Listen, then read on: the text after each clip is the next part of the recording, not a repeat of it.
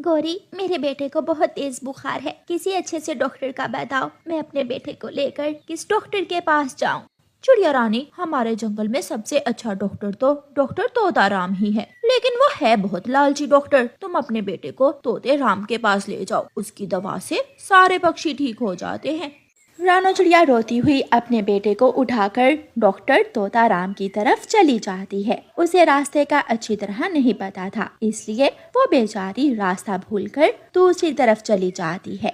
मीना पक्षी, क्या आप मुझे बता सकती हैं कि डॉक्टर तोताराम का घर कहाँ है?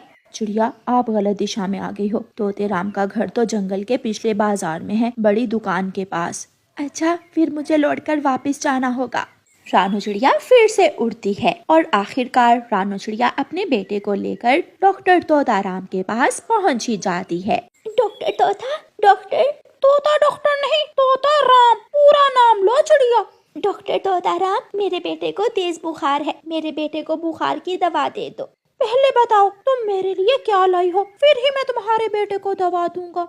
मैं आपके लिए मकई का भुट्टा लेकर आई हूँ, ये ले मकई का भुट्टा और मेरे बेटे को दवा दे दें। रुको, मैं पूछ लूं। तोता दूसरे कमरे में जाता है। मुन्ने की माँ, क्या घर में फल है कोई या नहीं है? नहीं पति डॉक्टर तोताराम जी, घर में कोई फल तो नहीं है, बस एक मकई का भुट्टा ही पड़ा है। डॉक्टर तोताराम वापस जाता है और चिड़िया से कहता है, माफ करना चिड़िया, मैं मकई के बदले दवा नहीं दे सकता, पहले मेरे लिए मीठा फल लेकर आओ, अगर अपने बेटे की दवा लेनी है तो।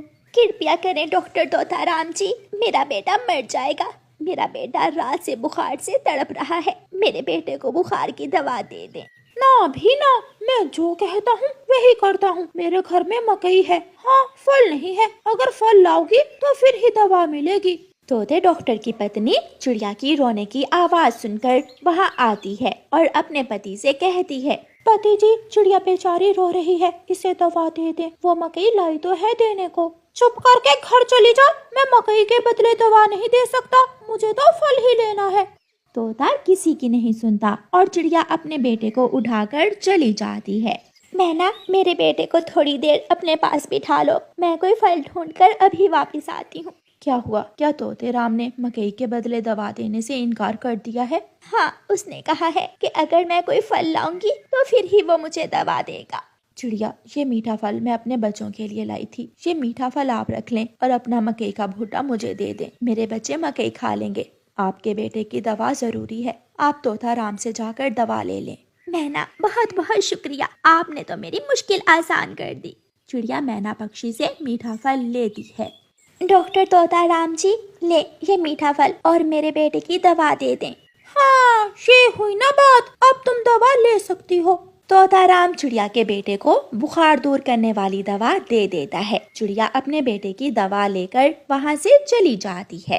ऐसे ही एक दिन जंगल में कबूतर का बेटा छुपन छुपाई खेल रहा था कि एक कांटा उसके पंख में चुभ जाता है और छोटे कीकी कबूतर के पंख से खून निकलने लगता है। कबूतर जल्दी जल्दी से अपने बेटे को लेकर डॉक्टर तोताराम के पास चला जाता है। डॉक्टर तोताराम, जल्दी से मेरे बेटे को मरहम लगा दें, पट्टी कर दें, मेरे बेटे के पंख से खून बह रहा है। पहले बताओ मेरी फीस कहाँ है? डॉक्टर, मैं जल्दी में आया हूँ, मेरे बेटे के पंख से खून बह रहा था, इसलिए मैं फीस ना ला सका, मैं बाद में ला दूंगा आपको आपकी फीस। लेकिन लालची डॉक्टर तोताराम नहीं मानता और कबूतर से कहता है, पहले फीस लाओ, फिर ही तुम्हारे बेटे की मरहम पट्टी होगी। डॉक्टर तोते का बेटा वहाँ बैठा हुआ था। वो अपने पिता डॉक्टर से कहता है, पिताजी, ये कीकी है, मेरा दोस्त, आप इसे दवा दे दें। कीकी के पापा आपको फीस दे जाएंगे बाद में, मैं कीकी को जानता हूँ। चुप कर जाओ, बड़ा मैं हूँ, तुम नहीं हो। हरियाली, इसे ले जाओ यहाँ से, मेरे ग्रह खराब कर रहा है ये। कबूतर तोताराम की बहुत विनती करता है, मगर तोताराम कोई बात नहीं सुनता, वो तो फीस ही मांगे जा रहा था। कबूतर अपने बेटे को लेकर वापस घर जाता है, लेकिन रास्ते में ही ज्यादा खून बह जाने की वजह से कबूतर का बेटा कीकी मर जाता है और कबूतर रास्ते में बैठकर रोने लग जाता है। सारे पक्षी वहाँ आ जाते हैं। कबूतर भैया, आपको जल्दी कीकी को डॉक्टर तोताराम के पास लेकर जाना चाहिए था। मैं गया था, लेकिन तोताराम ने कहा कि पहले घर से उसकी फीस लेकर आऊं, फिर ही वो मेरे बेटे के घाव पर पट्टी बांधेगा। कबूतर यार चुप कर जाओ। पिछले दिनों मेरे जग्गू बेटे को खांसी थी, मैं दवा लेने गया तो उसने मुझे भी दवा देने से इनकार कर दिया था। वो डॉक्टर बहुत लालची है। कबूतर का बेटा उसी लालची डॉक्टर तोता राम की वजह से अपनी जान से चला जाता है। तोतापति जी, सुना है वो कबूतर का बेटा मर गया है, तो मैं क्या करूं? मैंने मारा है उसे क्या? पिताजी, आपने ही तो मारा है। मैंने आपको बताया था कि वो मेरा दोस्त है, उसके पापा बाद में आपकी फीस दे जाएंगे, लेकिन आपने उस बेचारे को वापस घर भेज दिया। अगर फीस ना लूं तो खा लेना तुम ये बर्गर पिज़्ज़े। काम करता हूँ तो घर चलता है। लेकिन पति जी, इतना भी क्या लालच कि आप किसी की जान ही ले लो। मुझे डर लग रहा है कि आपका ये जुल्म किसी दिन हमारे सामने ही ना आ जाए। मैना तो तोता राम की पड़ोसन थी। एक दिन मैना को खांसी हो जाती है। मैना जब घर से निकलती है तो रास्ते में बारिश शुरू हो जाती है। बहुत मुश्किल से मैना तोता राम के पास पहुंचती है। तोता राम, मुझे दवा दे दे, मैं बारिश में बहुत मुश्किल से आई हूँ। मेरी फीस कहाँ है? लाई हूँ, ये ले बाजरे का दाना। लेकिन ये तो बारिश से भीग चुका है। तुम कोई दूसरा सूखा सिट्टा लेकर आओ, फिर ही मैं तुम्हें दवा दूंगा। मेरी सांसें उखड़ रही हैं। मुझे दवा दे दे, प्लीज डॉक्टर, मुझे दवा दे दे। मैं जो कहता हूँ वही करता हूँ। ना बिना दवा तो बाद में मिलेगी, पहले सूखा बाजरे का सिट्टा लेकर आओ। डॉक्टर तोता राम मैना को दवा नहीं देता और मैना बेचारी खांसी करती हुई घर वापस चली जाती है। वो बारिश में भीगकर और भी बीमार हो जाती है।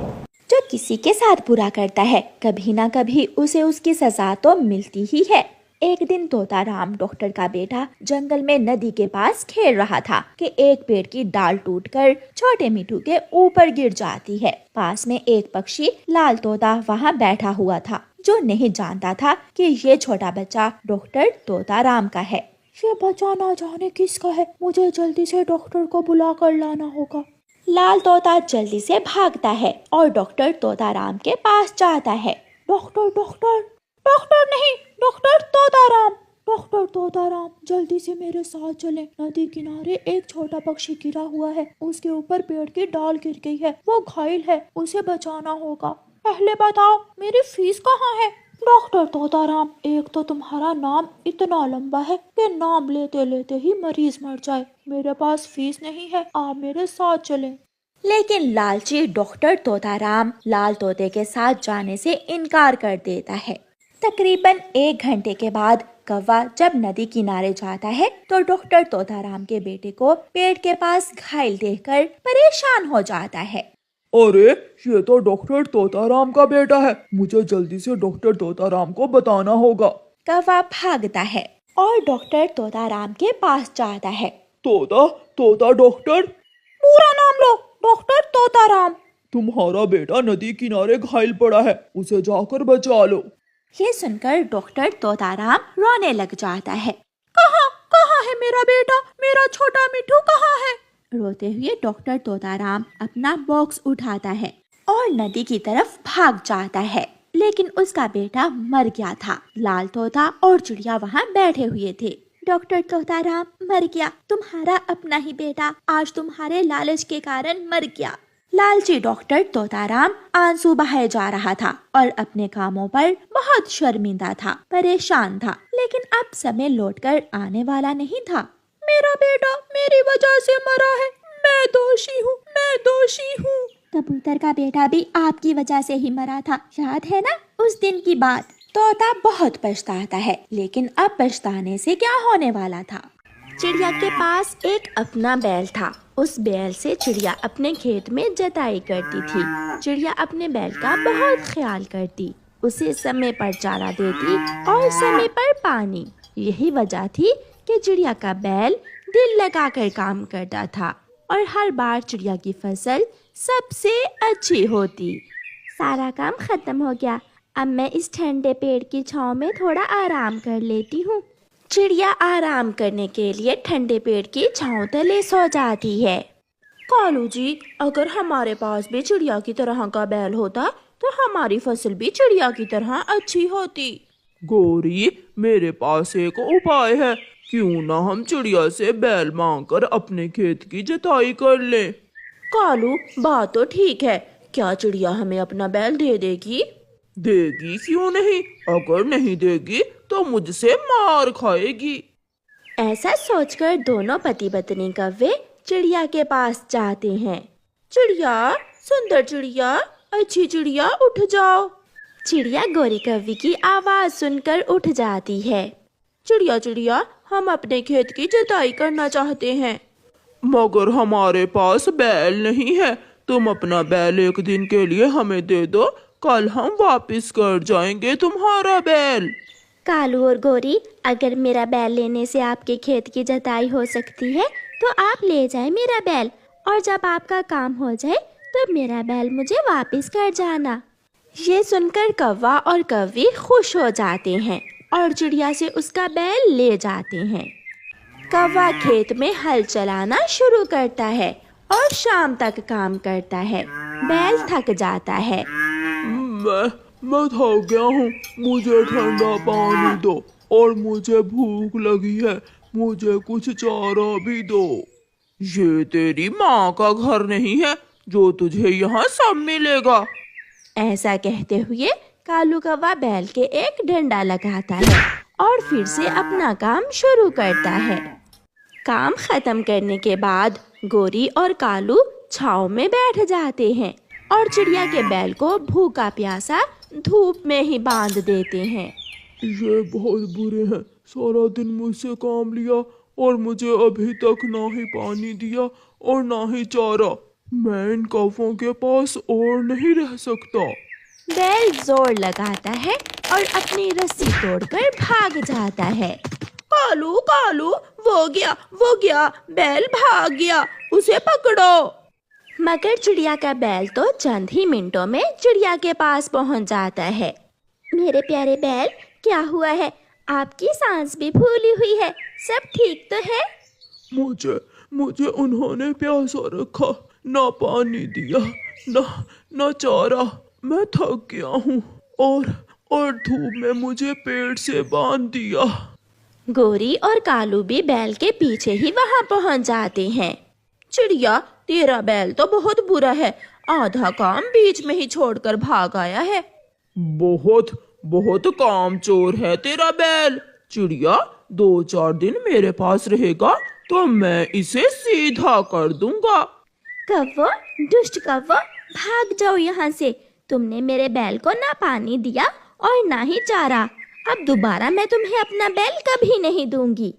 अरे, छोटी और कमजोर चिड़िया, बड़ी बातें कर रही हो। मुझे भी गौरी कौवी कहते हैं, मुंह संभाल कर बात करो। कालू, सुन रहे हो? मैं सुन रहा हूँ इस छोटी चिड़िया की बड़ी बड़ी बातें।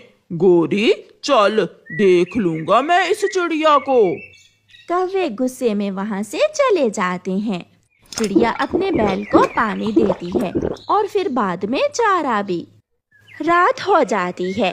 चिड़िया अपने घर में सो रही थी और चिड़िया का बैल पेड़ के नीचे खड़ा था। गौरी और कालू अभी तक जाग रहे थे। कालू, आज उस छोटी चिड़िया ने बहुत इंसल्ट की है मेरी। मेरा तो दिल कर रहा है कि मार ही दूं उस चिड़िया के बैल को।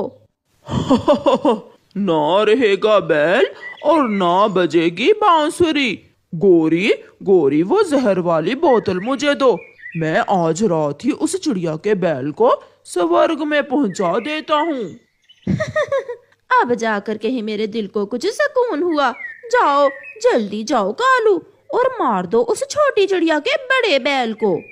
कालू कौवा जहर की बोतल लिए जाता है। वो पेड़ के पीछे छुपकर इधर उधर देखता है और चुपके से जहर बैल के पानी में मिला देता है।